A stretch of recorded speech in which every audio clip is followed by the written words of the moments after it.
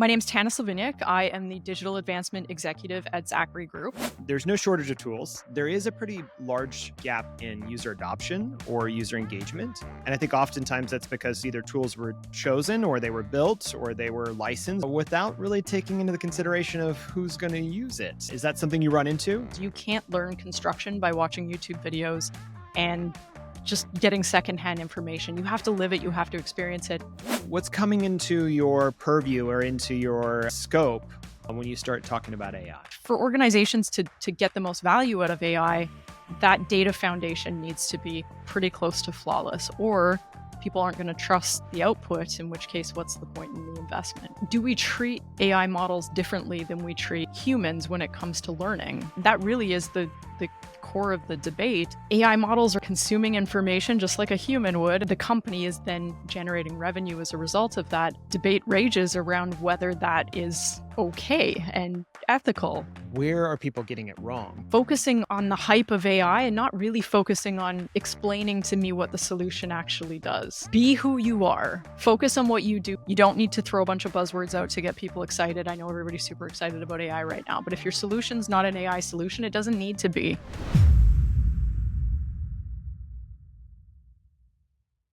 Tannis, thank you so much for joining us today. Thanks for coming on the podcast. I want to turn it right to you. Why don't you give a quick introduction to yourself and what you do every day? Happy to. Thanks for having me, George. It's great to be here. I watch your podcast, so I was really excited when you reached out and said, "Hey, let's collaborate." So super excited to be here. My name's Tannis Liviniuk. I am the Digital Advancement Executive at Zachry Group. My background's in industrial construction. I started in the industry quite early. My family owned a crane rental company, and I got to experience heavy equipment as a teenager. When all my friends were out having fun, I was not having as much fun because I was helping in the yard. So I did not appreciate that at the time, but absolutely appreciate it now. Decided I didn't want to be a crane operator when I grew up. I think a little bit to my dad's disappointment, but I went to university, got an undergrad degree, and paying for my education, I actually stayed in the construction industry. So I spent summers on site. Any holiday breaks I had, I would pick up small stints of work to continue paying tuition and room and board, which as a student gets quite expensive, as you can imagine. And so I finished my undergrad, fully planned on going to law school, and decided I was going to take a year off to save up money to pay tuition. And I ended up in Fort McMurray, which is the northern Alberta oil sands. It was booming back then. There was tons of projects and maintenance and turnaround activities on the go. So I spent some time up there, and through those ventures, I got introduced to some of the very early automated work packaging software. And I was excited because I had spent quite a bit of time at that point on site working with paper workflows, and as a millennial, questioning why everybody wasn't using technology and why we're still using pens and paper. And Yeah. I was that person that kept asking why, the troublemaker. And I saw this tech and I was excited. I was like, this is the future. This is where the industry's going. And I started to explore and play and learn, and joined a community of people who were doing the same thing. And I've been in the construction technology space ever since. Through a variety of roles, I've worked for owner-operators, EPCs, contractors. I spent 3 years with a technology company, a year with a startup, and then I launched a consulting company, which was absolutely awesome. Startup life is like a roller coaster, but it's a lot of fun. So if you haven't done it, I recommend you do at some point in your life just to experience it. You're being But very kind. You're being very kind. We'll come back to that. okay, fair enough. The company was Trillium Advisory Group. We joined Zachry Group through acquisition in 2021, and I've been with Zachry Group ever since. I just took on a new role as the Digital Advancement Executive.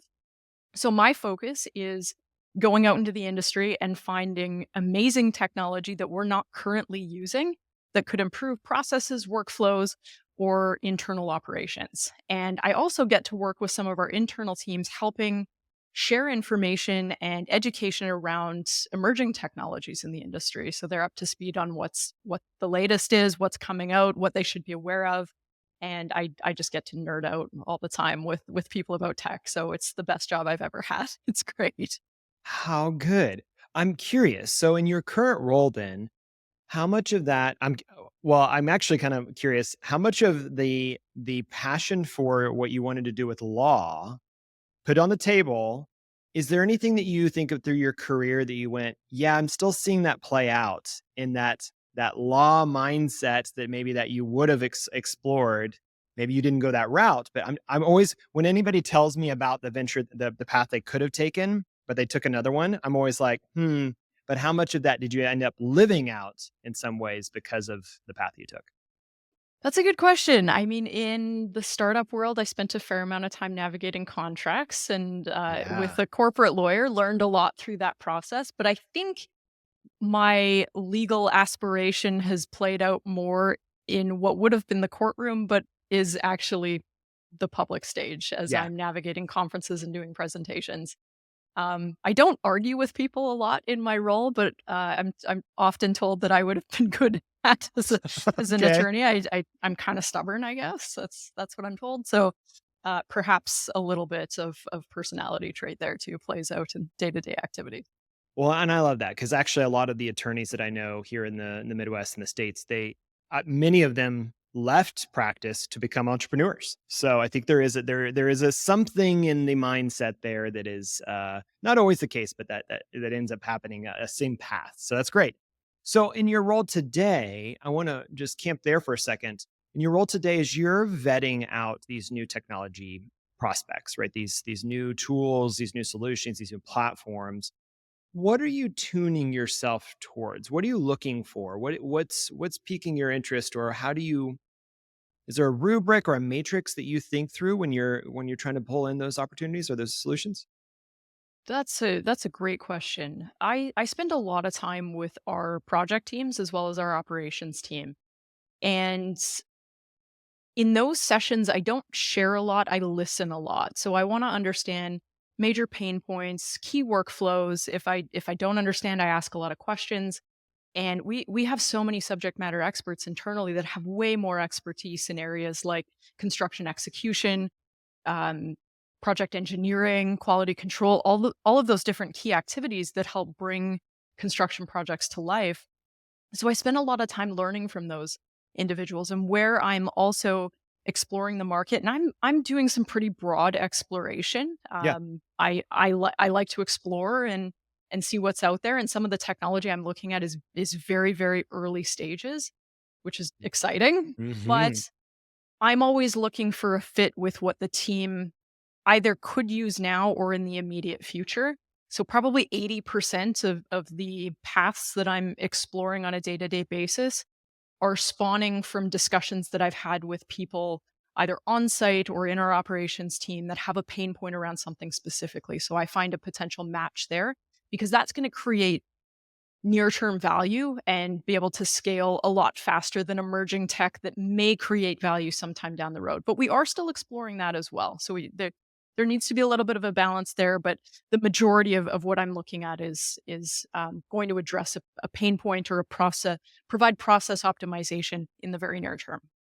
Well, and I think that's really smart because ultimately, I the thing that we hear a lot, and we've talked about on the podcast over and over, is that there's no shortage of tools, right?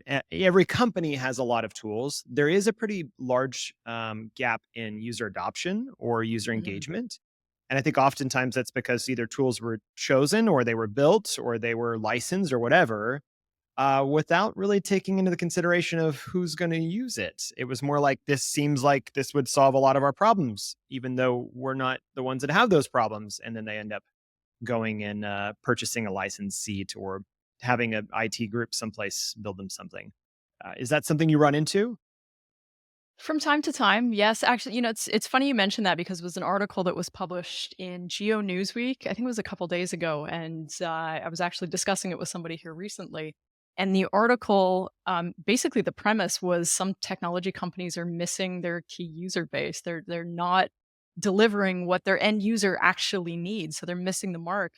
And one of the key takeaways was if you're a founder, a developer, if you're working in the construction technology space, get out on a construction site and go talk to the people that are actually going to be using these tools. You can't learn construction by watching YouTube videos and just getting secondhand information. You have to live it, you have to experience it. I mean, no, you're not going to get a 20-year career in a condensed time Right. period, but you're going to get a much greater appreciation of the daily workflow, the challenges working in extreme weather, and what teams really have to go through in terms of construction execution and some of those complexities. So it kind of interesting timing for the question with this article that just came out. But I thought as I was reading it, this that it's absolutely true, and you see threads on LinkedIn pretty repeatedly around frustration with the lack of focus with some technologies on the needs of the end user. So it provides value, but maybe not the right type of value to the right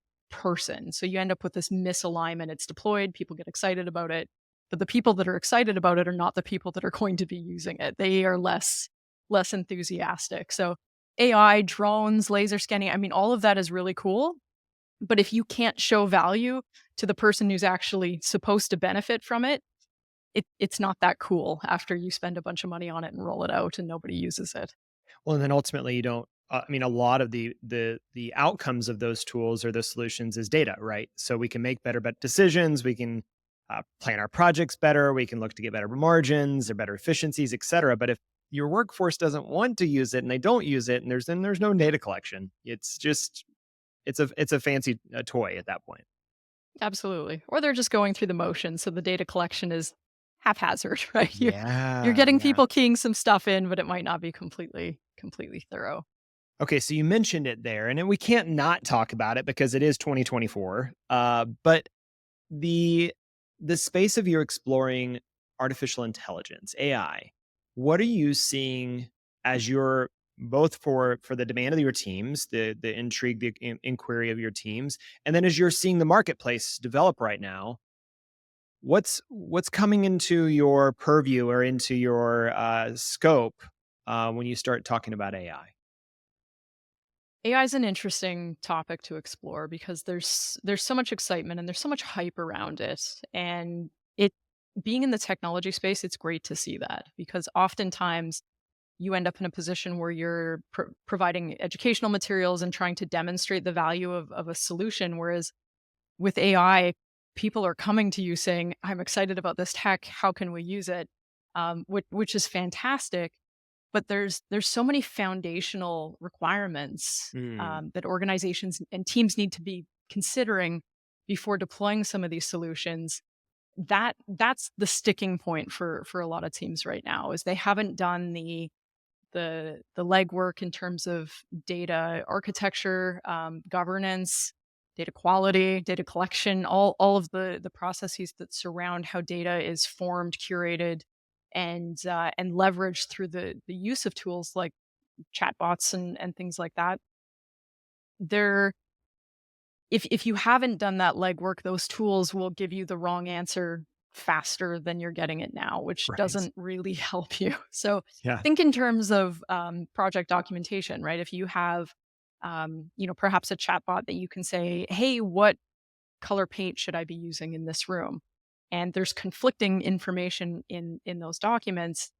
Are you going to get the right information? Mm, Well, it's so you're not really scary. sure. Yeah, Yeah. so it's a little bit concerning, and it's kind of, back in the earlier Chat GPT days, and even now, it you can't always trust what it's spitting out. Is it good? Yes. Is it perfect? No. So you really have to be conscious of that. And for organizations to get the most value out of AI, that that data foundation needs to be pretty close to flawless, or people aren't going to trust the output, in which case, what's the point in the investment? Yeah, and I think that's something we see a lot. There's a few companies that we've interacted with that you can go, "Wow, you were ahead of the curve on thinking about data even before you knew the outcome of what it was going to achieve." Many of the rest are going, "Oh no, we're almost too late, right? Now we're looking at this and we've got years worth of data cleanup to do."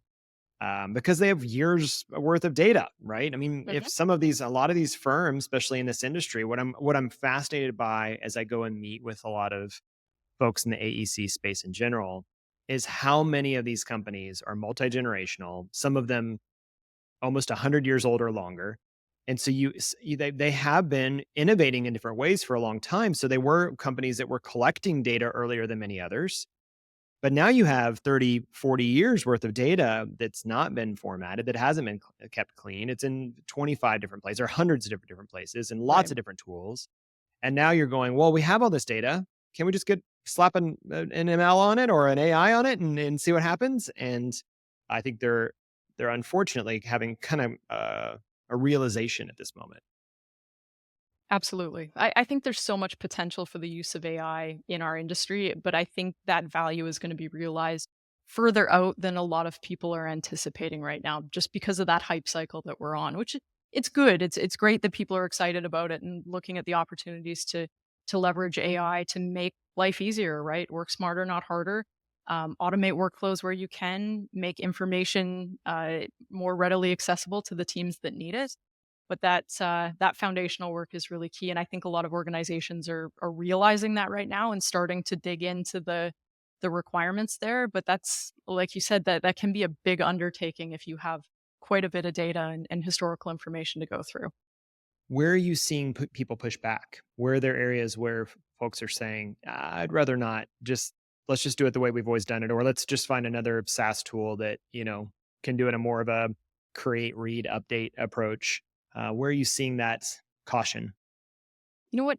In Internally, I haven't seen it, and Oh, I'm interesting. thankful for that. Yeah, because You're in a very innovative place. Yeah, I am, and I think there's very much a culture of openness and exploration, and that fostering that culture is done through the use of technology and other processes that the organization tries. But I haven't had anybody come to me and say not interested in any of this tech. yeah, We've good. been, yeah, which is fantastic because through my career, I can tell you I've had those conversations many many times, but I think generally, so I spend a lot of time at conferences, and I think generally where that pushback is most frequent, and the stories that I've heard from people is around AI replacing the workforce Sure. and Yeah, AI solutions, ultimately taking people's jobs, and I think there's some nervousness around that and what that might look like in terms of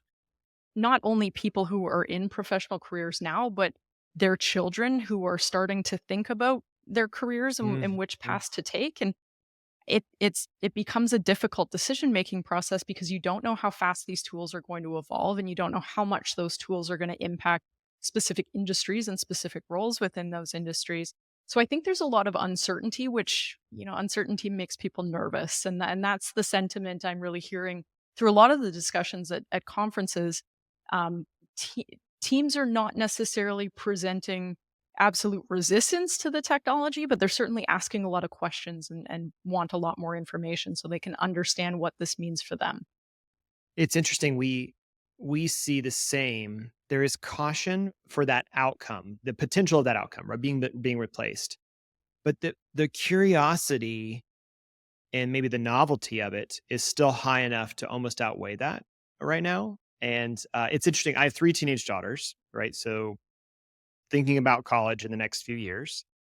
And one of the things that I said when they were really little was, "Oh, they'll never drive a car. We will totally have driverless cars." This was, there was writing on the wall that some people were actually playing around with LiDAR back in the day. And we saw early versions of driverless cars. And I thought, now this is going to be here. They'll never have to learn. Of course, they're driving cars now, which is both terrifying and, well, we don't need to go down that path. That's okay. I'm having my own identity crisis with that.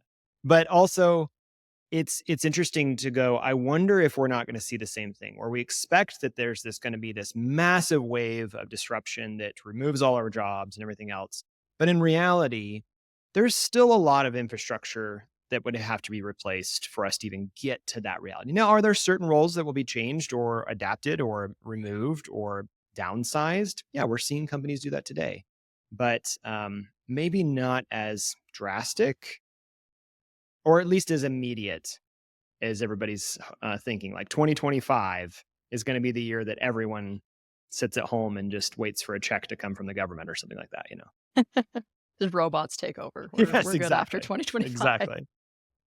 Yeah. So I think it is an interesting time to pace with it, to learn what its capabilities are, and then try to figure out, do you, one of the things I'm exploring right now is trying to figure out, do you start at ground level? Do you just start with a new clean set of data, or do you try to feed it large unstructured data and see what you can get out of it? And I think there's pros and cons to both of those. I mean, to going completely greenfield, we're going to build our own models from the ground up. Now we need to collect a new set of things to learn from, or we've got all this data. I wonder if we can make something of it. That's an interesting topic because it touches on the ethics of how model development occurs. And this is an area that I've really dug into in articles, publications, YouTube videos, threads on LinkedIn. The the need for data is substantial because when you're training these large language models, you have to have a massive repository of data Right. in order for the model to function as expected. And access to that data has become a topic of concern for data information creators, those who are generating either art or written documents, blog posts, videos, and putting them out for public consumption. And it raises the question, and it's a question that I often, um, kind of noodle on and explore. But do we treat AI models differently than we treat humans when it comes to learning? And that really is the core of the debate. If I'm an individual and I'm going out and consuming information in the public domain to learn about something and then go use that skill in some capacity, either in my job or perhaps I write a book and generate revenue through that process. AI models are kind of doing the same thing, right? They're consuming information just like a human would, and then the company is then generating revenue as a result of that.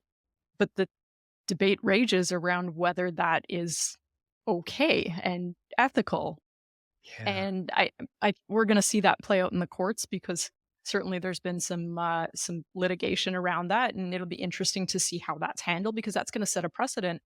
But the fundamental question is: do we treat AI learning or LLM model creation differently than we treat how humans learn? And that, I think, presents a key topic for debate, and I'm sure it will continue to be a topic of debate in circles that geek out on tech routinely. We'll probably Well, hear and it it's on a something few we more talk. podcasts. Yeah, we talk a lot about it here at Crema because we are also, bringing AI into our consulting, not only from a way that we learn faster to better understand our clients faster and use it as a tool to help us, to assist us, but also in the fact that we're helping our clients figure out how to utilize it, right? What could they do with AI?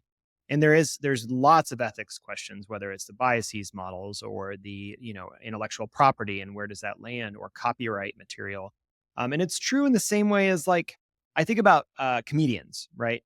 And there's this sense that the same joke has been told a thousand times in slightly different ways by different comedians. And you could go, well, I wonder who wrote the original joke, right? Who is the original source material from? And then there's times where you'll see a clip of a comedian and it's literally verbatim the same joke, like same words, obviously just a complete, snatch. And there you have to figure out, it's unfortunately it's not completely black and white. It is kind of a spectrum of what is inspiration and learning and modeling and echoing, and what is just copy and paste. And I think that we've got a long ways to go because I think we've seen a lot of the risks come out quickly around where it can go wrong. Absolutely. And back to the question that you had asked around where people are pushing back. I mean, I think that's an area that you're already seeing some pushback. I mean, the poisoning of training data has become a topic of discussion. I've seen it covered in TechCrunch articles. It's Yeah, nightshade in the art space, which is kind of fascinating. I mean, computers don't look at images the same way we do. They don't consume the information in the same way. So for them, it's pixels. And if you modify some of those pixels just enough, you as a human might look at a photo and see an elephant, but a computer is going to see a cat. So it becomes right. mislabeled and that then, quote unquote poisons the data set, which can obviously cause some turmoil within the model and degrade the outputs that it's going to produce. And Is that the right approach? Probably not, but I I am working on, personal note, I'm working on a fence project, at home. So we've got a fence and we had to, like, take it back down to the original wood and are restaining it. So it's become this very lengthy project, way more They work than always I thought do, it was don't gonna they? be. Yeah. Right? I looked at it and I was like, "It's a couple weeks." Yeah, no, it's been much longer than that. But it's one of those, cathartic projects, right? You're sanding, you're staining, you just kinda get in the zone.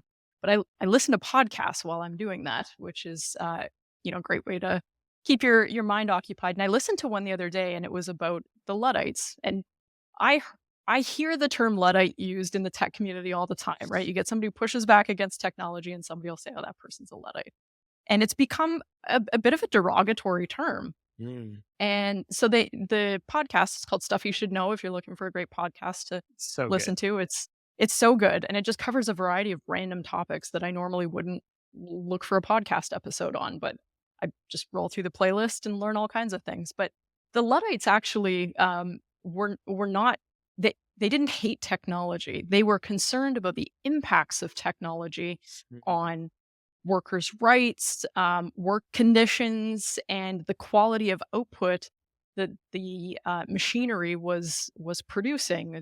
They felt that the quality was lower, and that was doing a disservice to the textile industry. So they would purposefully break these machines. This was in the, I guess, early 19th. It would have been the 19th century. Yeah, back in the 19th century. 1800s So then? Yeah. yeah, yeah. Wow. So quite a while ago, but and interestingly, they were named the Luddites after this figurative person. This person didn't exist, but self-described followers of Ned Ludd. No. That's why they were called Luddites, which I also didn't know. So fun We're fact, learning so much today. I love it. right? I mean, it's a fascinating episode, but yeah, they would purposefully destroy these machines, but it had nothing to do with them hating tech. It Mm, had everything to do with them being concerned about how this new machinery would impact their jobs, their ability to work, their, even the future of the industries that they worked within. So it became a movement, spread quite rapidly, and ultimately ended in the execution of a lot of people. That's how they shut it down, so people would stop destroying these machines. It's kind of a terrible way that this played through, but that term has stuck, and now anybody who pushes back against the use of technology is labeled a Luddite. And I think it's really important when we're talking about artificial intelligence that a lot of people who question the ethics of it or are concerned about that robots taking people's jobs, they're not they don't hate tech. right. They're asking fair questions that as a technology industry, we should be able to have conversations on without Mm. pushing back and saying, "Oh, that person's resistant." Interestingly enough, I read a study a while ago that it said that a lot of the people who were labeled resistors in corporate program deployments, whether it's technology or process, actually aren't. When you survey them, they don't resist the technology at all. Like a good majority of them. But they're vocal, they have lots of questions, and they need to be convinced that it's going to create value for them. And it's important that we engage in those conversations because I think too often in the tech community, the response is just, "Oh, that person hates tech." And we hear that in construction all the time, right? Construction hates tech. It's not true. Construction doesn't hate tech. Construction loves tech, but construction stakeholders want to understand the value that it's going to create and the impact on their role and how it affects them and how they can use it. Those conversations really need to play out. And I think in the AI space, we're seeing that happen now. So I'm sure we'll all hear the term Luddite thrown around to people who are like questioning the use of AI in a variety of domains. But I think that presents an opportunity to have these discussions and really dig into what the impact of AI is in our workforce.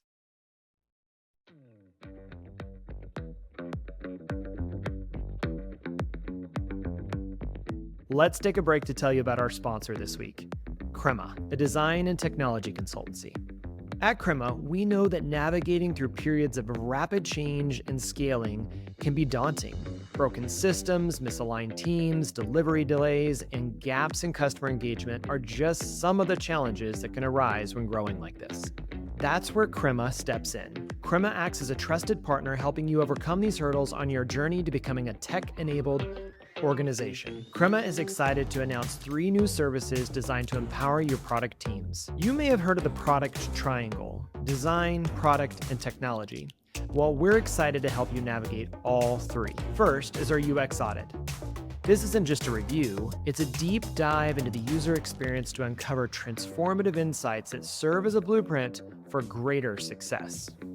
Next is our team assessment. This service helps you identify the strengths and gaps in your product team, arming you with the knowledge to excel. And finally, a code quality assessment. It's essential to ensure that your technology is not just working, but thriving.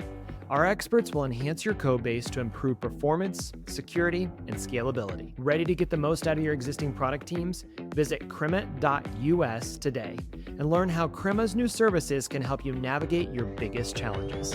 Now back to the show.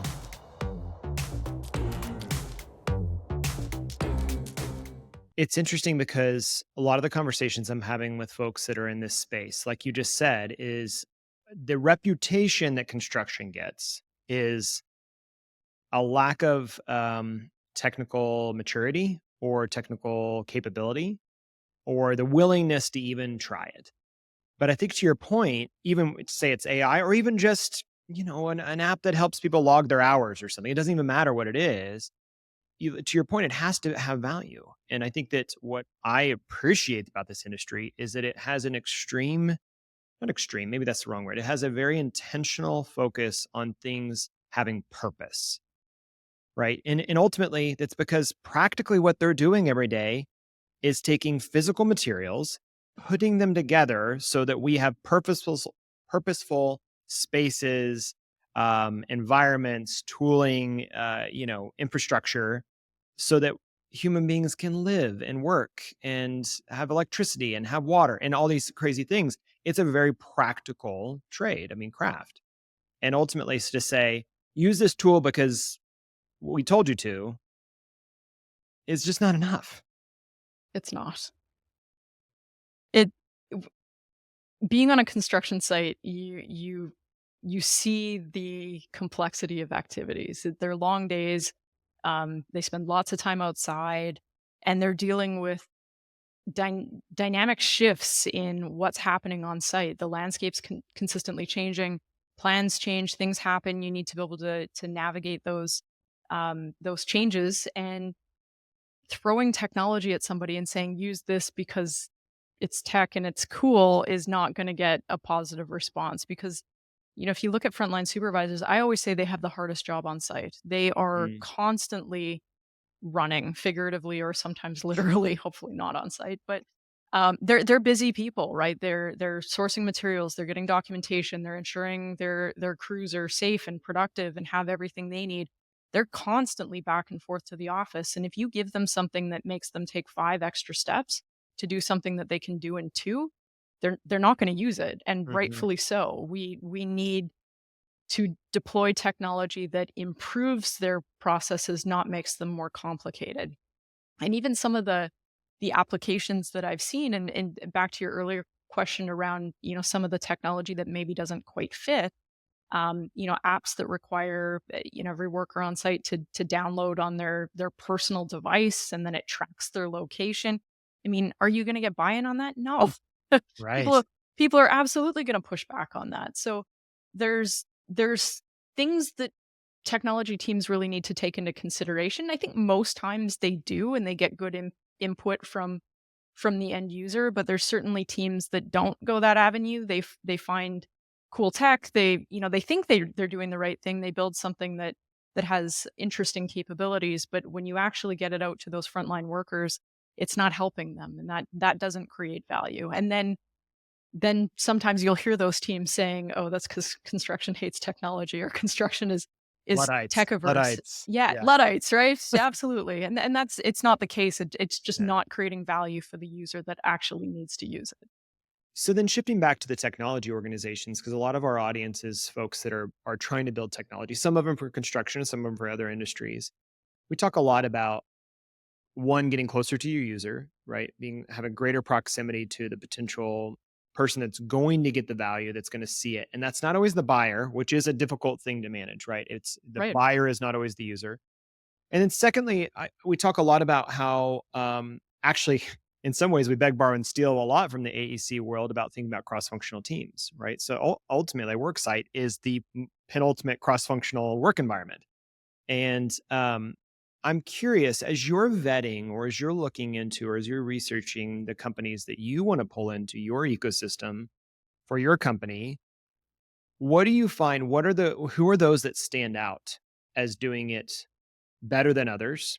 Why do they stand out to you? What makes them interesting, whether it's cutting edge or table stakes? What do you think makes them stand out? I think firstly, it's companies that reach out on a personal level. So representatives that don't spam you with LinkedIn messages and emails and follow up 17 times. So first is point of contact, right? Yeah. It comes down to relationship building, and that I think is an important aspect of building that bridge between the technology community and firms that are going to be using that technology. When it comes to engaging the end user, though, I find that companies that get this right are very intentional about pulling in stakeholders to the conversation. So they're not just dealing with the decision maker or whoever holds the budget, because that person is probably not going to be the person who understands what's needed in terms of a solution. They're not going to understand all the business requirements. They'll have some of them, but they're not going to have the whole picture. So tech companies that really invest in understanding the business requirements from all the key stakeholders. Sometimes companies will have that put together already as they're evaluating solutions, but lots of times they won't. So as a tech company, have those conversations, spend the time to understand your customer, learn what they're looking for, meet different stakeholders on the team, get different perspectives, because you're going to be able to present your solution in a way that's much more compelling than just kind of throwing documentation over and saying, look at all the cool stuff our tech does.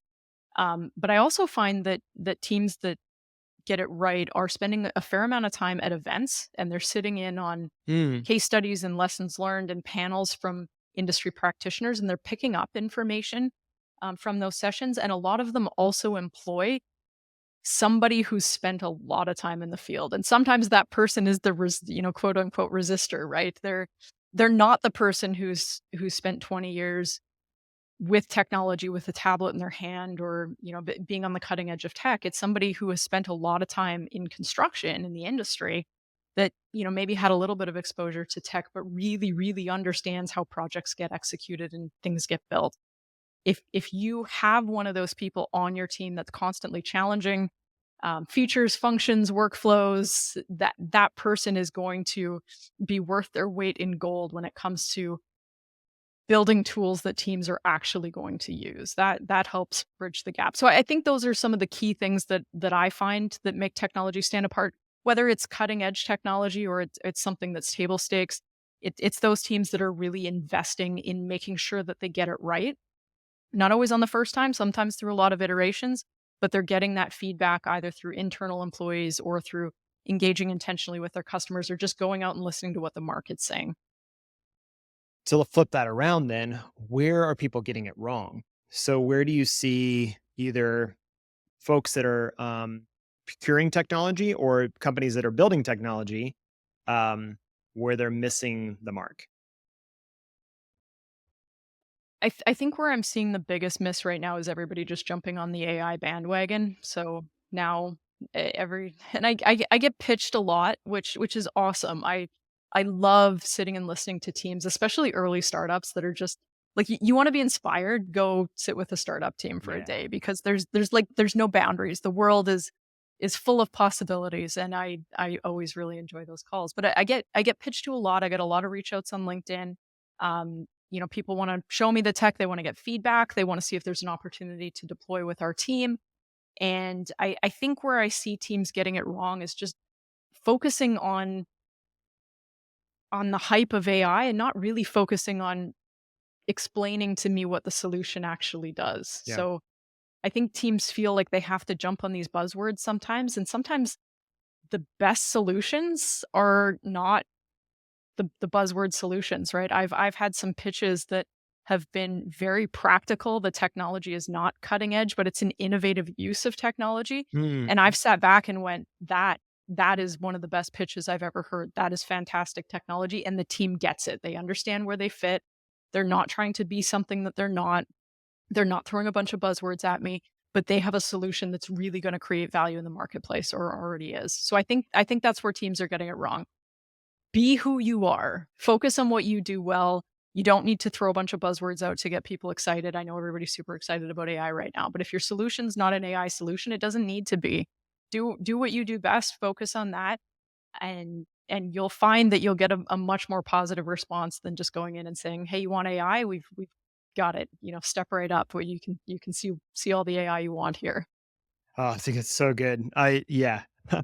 I want to say that all the time. So I love that you're saying it. And I think it is a challenge with startups or entrepreneurs too, because there is, in some ways, you end up following the money, and a lot of the Mhm. funding right now is following AI. And so, unfortunately, you have folks that are chasing AI as a funding source, but ultimately, their true value prop, AI is an add-on, not the core value prop. And if you can get back Right. to core vision of why you exist, I think that's really good. That's really, really good. And I Okay. think that's where the market speaks as well, right? Yeah. So, just because the funding is coming through some of those buzzword focuses, and I can appreciate that. I mean, Sure. if you're running a tech company, I mean, you need funding to build, and cash is oxygen, so that's important. But um, I think it's also important that companies, AEC, EPC companies in the industry are taking a chance sometimes on some of those smaller companies that aren't, necessarily well Yeah. funded, but they've got great technology. I mean, that's how solutions grow. That's how they develop and evolve to what we need within the industry. They might have a fraction of it to start, but they can build from there. If larger companies are only looking at well-established solutions and big tech companies, those smaller companies don't get the funding they need either through sales or, sometimes VC investment, and then they just disappear, which creates a real disservice to the industry because that technology could be out there creating value on projects. Well, and you get to build that go back to the relationship piece. When you're working with a Yeah. startup, oftentimes you're getting to be on the front lines of saying, "Well, what if it did this?" And you get to contribute to the creation of the product. Now you have to be careful because then it ends up becoming just custom software for just you. But ultimately, it's really cool to collaborate with a startup or an early stage venture because you get to have impact in the say of the direction of the product as you participate, as you give feedback, and that feedback loop has value both for you and for them. Where you don't always get that if you're working with, I mean, they do great work. It's great technology, but with like an Autodesk or a Procore that said, we've figured Right. out our market, right? We know and we've got the revenue. We don't really need to iterate with you. But and those early companies that are saying, "Hey, we're trying to disrupt. We're trying to do something different. We're trying to approach it from a different perspective." That feedback loop is really powerful on both sides, I think. It absolutely is. And I think it's important that the teams working with startups are open and providing that feedback. And sometimes it's going to be like, this doesn't work. This is Yeah. broken. I'm frustrated with it. Here's why. Provide the constructive feedback along with the positive feedback and ideate around what it potentially could do. But you're absolutely right. Startups need to find a good balance around the feedback they're getting and where they're headed in terms of market fit, because it's very easy to build a solution for that fits one company's workflow but might Mhm. not fit anybody else's. I'm a millennial, so I spent a lot of time watching The Simpsons growing up, and I remember it was the episode about Homer and his I think it was like the man of the future car or Oh, something like yes. that. He got kind of a blank slate to create a car, and when it came out, it was the most atrocious thing you've ever seen. Yeah. It was great for Homer, but Uh-huh. nobody else is gonna buy this car, and that's the risk you have when you go too far down the rabbit hole with one company who's got a lot of great ideas around what the software could do, doesn't necessarily mean it's gonna create market fit with anybody else.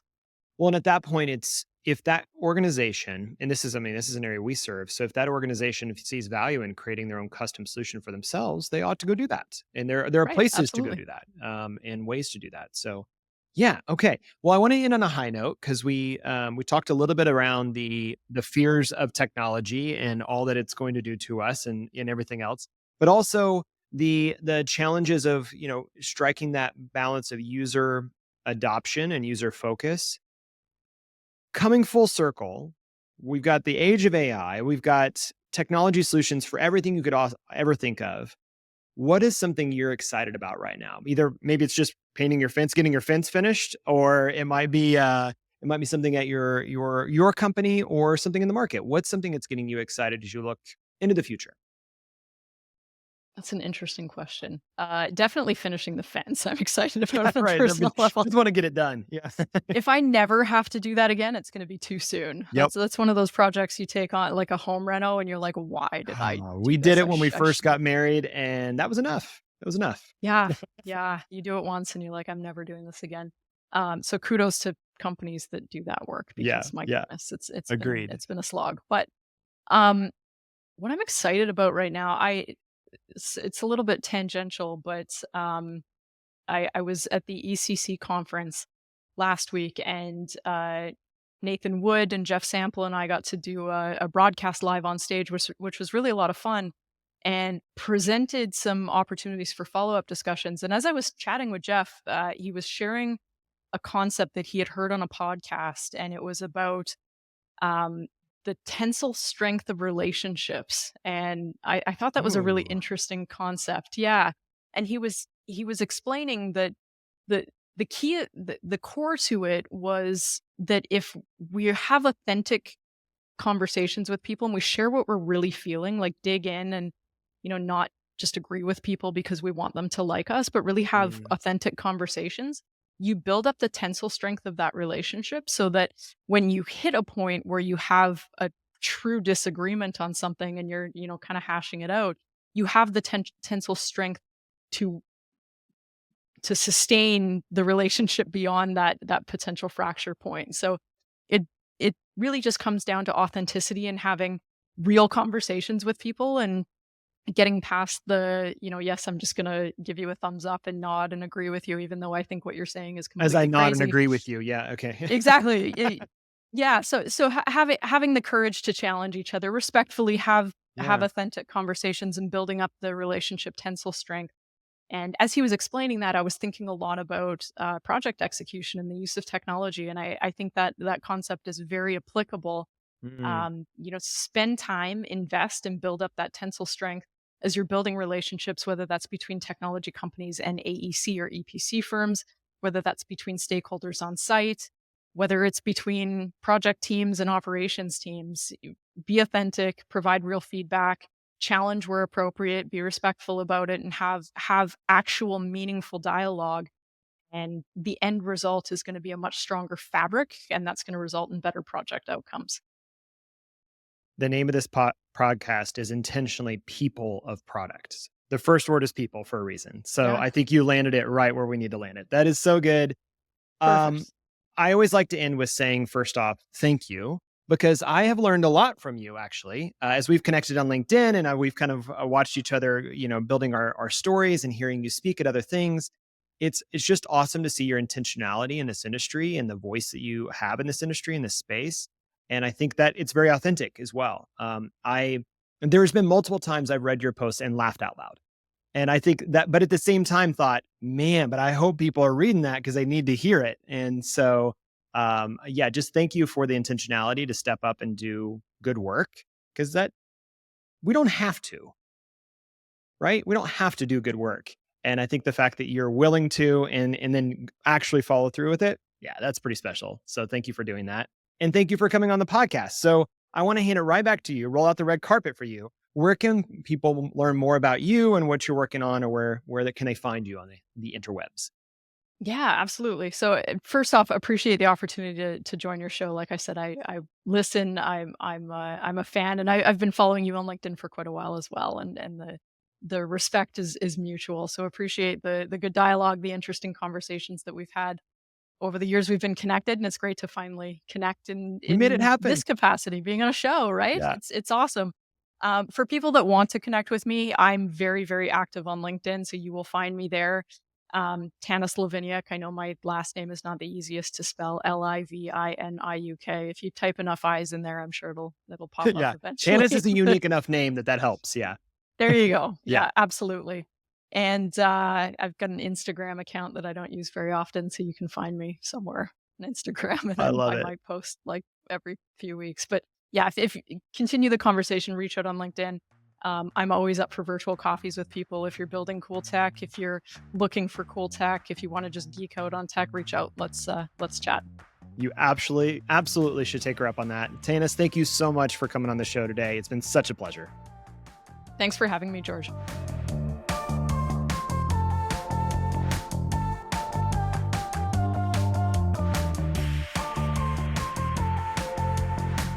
People of Product is brought to you by Crema, a design consultancy that helps forward-thinking leaders discover, understand, and execute on their greatest opportunities. Learn more at crema.us.